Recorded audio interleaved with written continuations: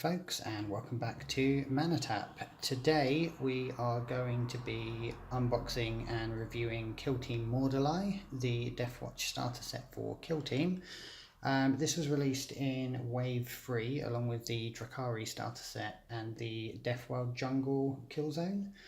So I know it's got the Deathworld Jungle Terrain in it, which we've already looked at with the Dark Eldar set, the Drakari.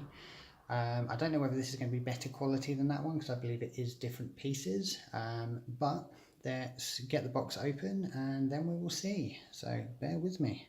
Okay, so we are back with the contents of the box. Obviously we've got the standard fluff, which we'll come back to at the end with the data cards and tactics. But I wanted to start with the terrain because this is the really controversial part of this. So the Deathworld terrain. It's all the angry flora and fauna, or flora, there's no animals, that you find on a Deathworld. And if I move this out of the way so it focuses a bit better. I don't know if you can see it on the camera, but I can see the complaints. These are not the same level of quality you would normally expect. In fact, in some cases, I would say they are actually worse than the Eldar ruins we looked at last time. For example, some of these gaps in the trees here are just filled with mold lines, so you need to cut out the center part of them to actually be able to use them. You can see that large piece of flash on the side there. And they're just the small parts.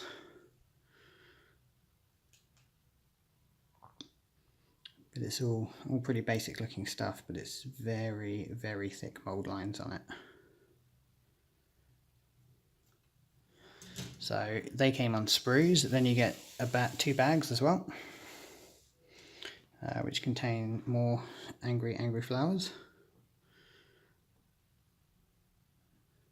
So on those you can see there's a mold line there. This hasn't been cut out of any sprues, although it looks almost like it has.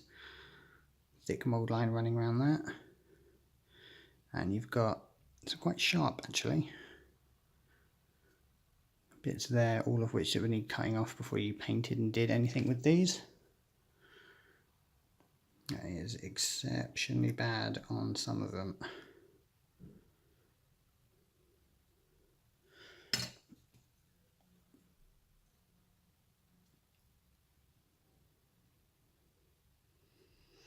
So yes, that's one bag. And there's another bag of tree bits. Watch out for pointy bits, that is sharp. Ow. That bit's not so bad, to be fair. Yeah, so you've got bits on there that would need to come off. I mean, the bigger, chunkier bits, like these trees, are not so bad, to be honest. You can certainly work with those. But the point is, if you're paying the money for it, you shouldn't have to. So that's the terrain pieces. Then we come to the bit everyone's been waiting for, the actual kill team itself. So 5 bases, because you get 5 Deathwatch. And that is your weapon sprue. So that comes with the famous frag cannon, Inferno bolter, shotguns, a couple of shields, power mauls. I'm assuming that's the stalker bolter, and then some normal bolters as well.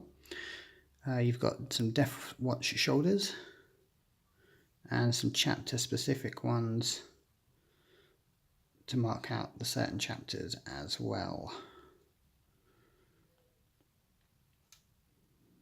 But contrary to the terrain, it does feel like quite a nice plastic, and it's a nice kind of dull black colour.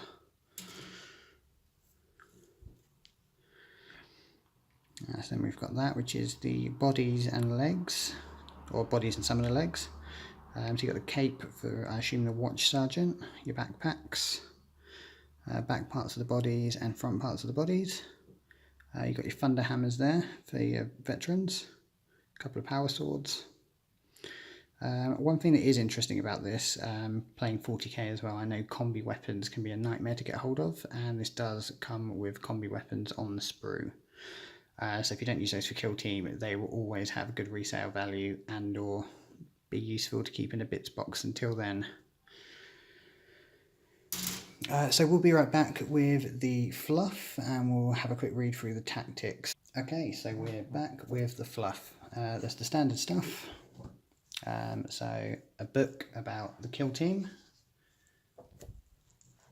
instructions on how to build them and the Death World Forest, the nice black, which are the ones I'll probably use until I get some laser cut ones, double-sided markers.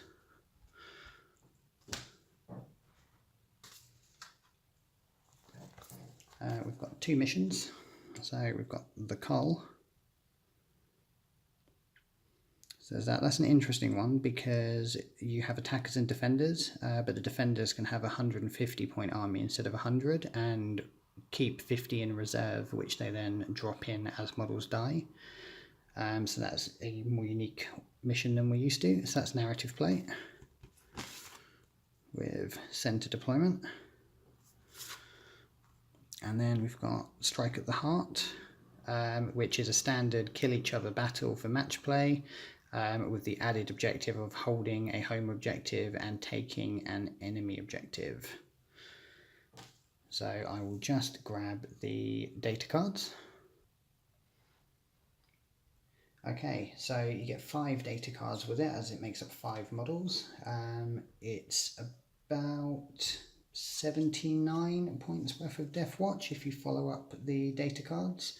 But if you build them with the max weapons they can have, the box contains around 100 points worth of Deathwatch. Probably a bit less, but if you then end up switching intercessors or reavers in, you can easily hit 100 points. Best way of doing that, of course, would be looking at the issues of Conquest magazine that come with some free intercessors and or reavers. And we've recently done a video review of those, so I'll pop a link in the description and you can take a look at that as well. But on to the data cards. We have the leader, Titus Mordelai, who is bolt gun and power sword.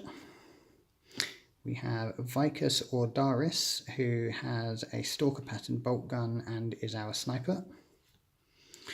We have Lidus Markov, who has a Deathwatch shotgun and is our zealot.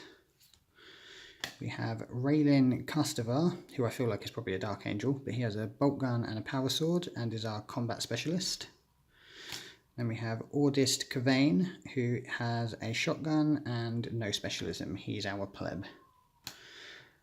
So that is the data cards, and we'll just take a quick look at the tactics.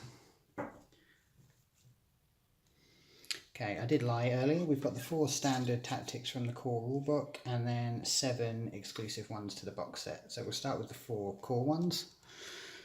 So you've got Hellfire Shell, Decapitation Doctrine, Only in Death Does Duty End, and Rival Chapters.